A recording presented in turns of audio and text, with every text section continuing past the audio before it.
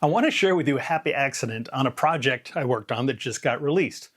The project we're talking about is Gwar's cover of the Chappell Roan hit Pink Pony Club. And it was a really kind of fun project to be a part of, but had unexpected results in many different ways. In particular, we're going to be talking about the snare sound of this final mix. So you never know what things you work on are going to be successful and what things aren't, what are going to be viral hits and what will be viral misses.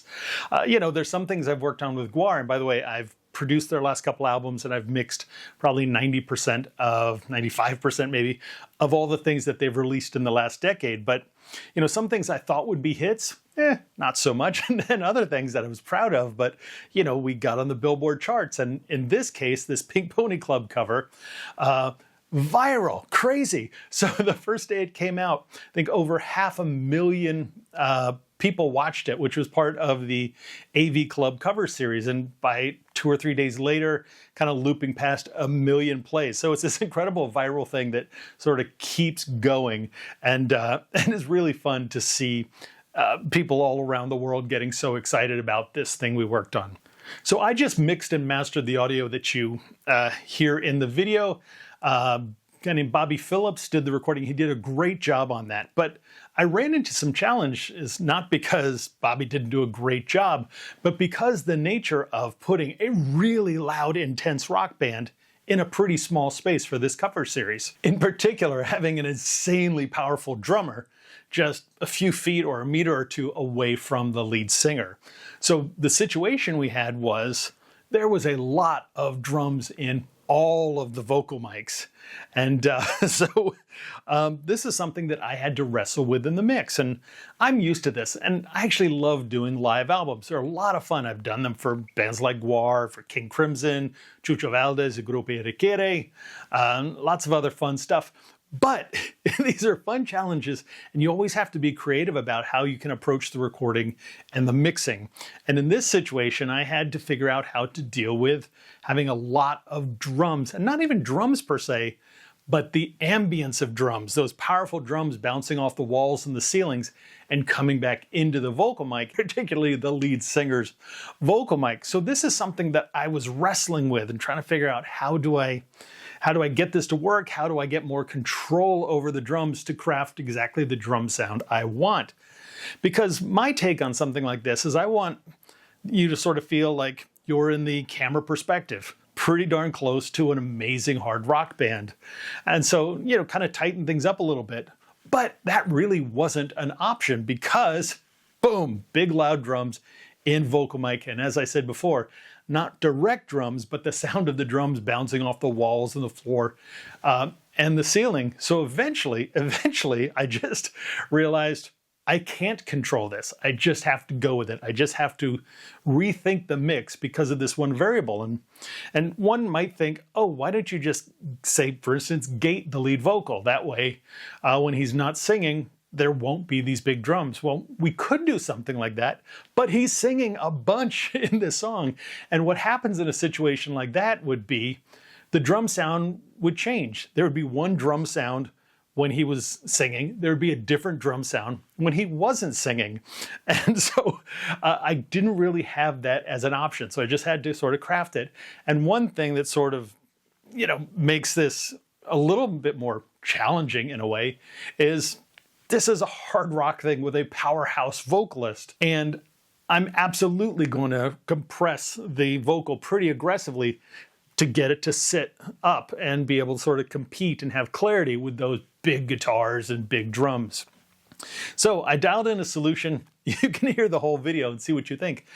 But an interesting thing happened. Once I finished mastering this, I didn't listen to it at all for however long this was, a month or two. And when it came out, I put it on and listened to it, and I was like, I love that drum sound.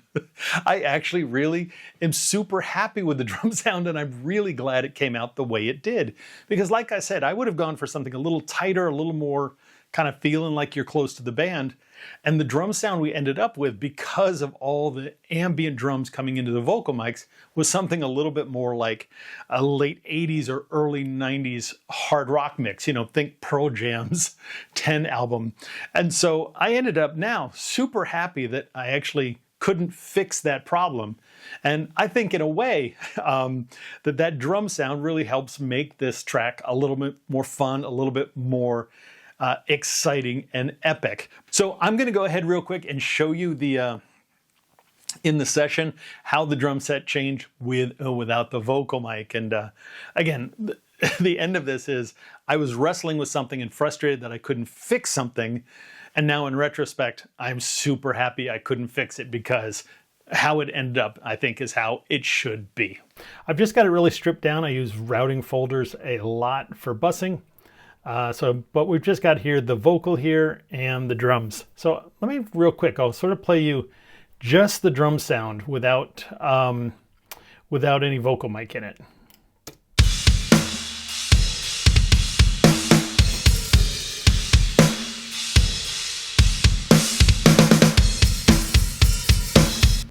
And yeah, so that's kind of the drum sound I would have gone for. And just, you know, that's probably 80% real drums and maybe 20% samples. Jizmac the Gusha, he's such a great drummer that I try and be really minimal with sampling, just so I can capture his natural feel as good as possible. But basically I wanted a little bit more low end and beef on that snare drum.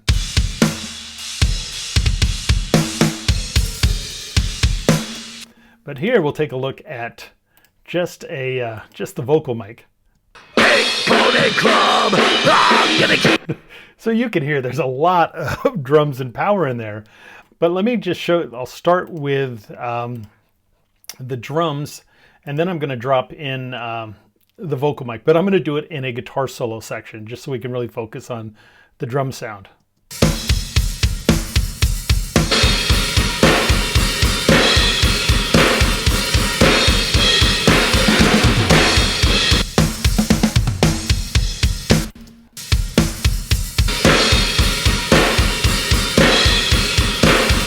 So that's definitely not the kind of drum sound I would normally go for. Again, sounds almost like if Steve Albini recorded in a giant cement bunker or something. But that's what we did. But the cool thing about it is, in the end, once everything was in together, and I'll let you just go ahead and see the AV Club video to hear the full thing. But it ended up that kind of trashy, nasty element that we got from the vocal mic ended up being actually really cool. And in a perfect world, I would have it would have been great to be able to actually like pull that level down, because I bet we get something really cool. Like, let's look at this.